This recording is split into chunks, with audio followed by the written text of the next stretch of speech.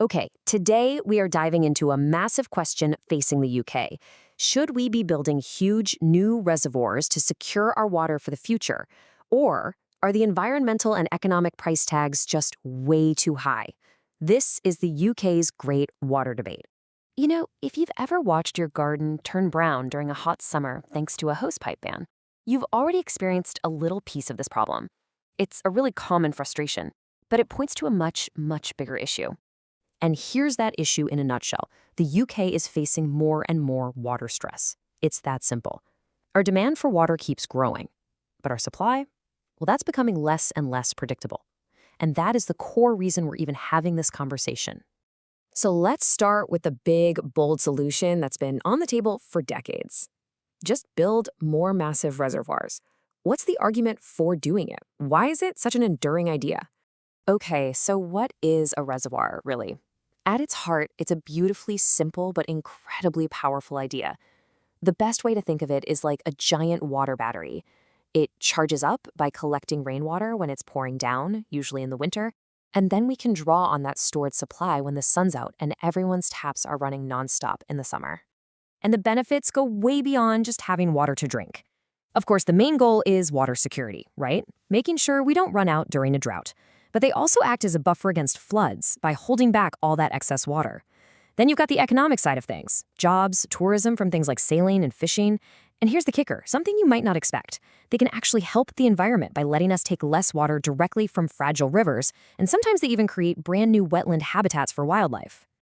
But, and this is a huge but, with any project this big, every single promise comes with a price tag. For that promise of water security, the price is often the loss of natural habitats. For the safety of flood control, the price can be disrupting entire communities. And for all those economic benefits, well, the price is in the billions, and it's a cost that often trickles right down to our water bills. So let's flip the coin. Let's really get into the other side of this argument. This is the case against building them, a look at the real and sometimes hidden costs of these enormous projects. And first up, you have to talk about the environmental impact. I mean, creating a giant artificial lake means you are fundamentally and permanently changing a huge piece of the countryside forever. The most obvious impact is that you have to flood a massive area of land, wiping out whatever was there before, whether that's ancient woodland, natural habitats, or productive farmland. This, of course, totally disrupts wildlife. But the effects don't just stop at the water's edge. It changes how rivers work for miles downstream. And that huge, still body of water, it can develop its own problems, like nasty algal blooms. It can even end up releasing greenhouse gases, like methane, from all the vegetation rotting at the bottom. And beyond what it does to nature, there's a very real cost to people, a human cost that we have to consider. When you build a reservoir, people can lose their homes, their farms, their history. The construction phase alone can mean years and years of noise, dust, and traffic. And even when it's finished, the local landscape is changed forever. This can spark some serious conflict, especially when you think about it. A rural community might face all of that disruption only for the water to be piped miles and miles away to serve a big city. And then, we have to talk about the money, because honestly, the financial side of this is just staggering. And let's be absolutely clear here. We are not talking about millions. We are talking billions of pounds for a single large reservoir. It's a monumental investment that really has to pay off. And that huge cost isn't just some abstract number on a spreadsheet.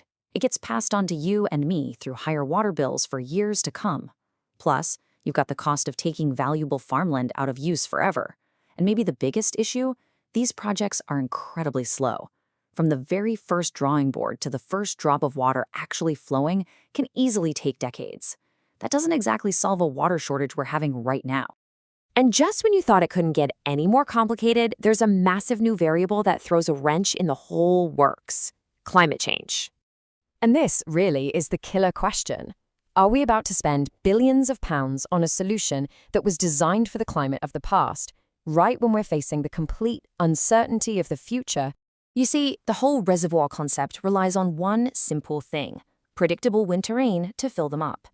But what if our weather gets more extreme? What if we get more intense downpours that just run straight off the hard ground instead of soaking in? Hotter summers mean more of that precious water just evaporates into thin air. And a really long drought, one lasting several years, it could leave our multi-billion-pound investment half empty, unable to do the one job it was built for. So, where does all this leave us? Well, it's pretty clear this is not a simple yes or no question. It's a deeply complex balancing act with huge trade-offs no matter which way you turn. And this table just lays the dilemma out perfectly. Look at it. On every single front, environmental, social, and economic, there is a powerful argument for and an equally powerful argument against. It's protecting rivers versus destroying habitats. It's providing water for millions versus displacing local communities. It's creating jobs versus sending everyone's bills soaring. And so ultimately, this is the question we all have to face.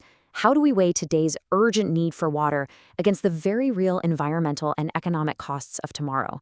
There are no easy answers here, only difficult choices. And it's a decision about our priorities, what kind of future we want, and what price, in money, in land, and in certainty, we're really willing to pay for a simple glass of water.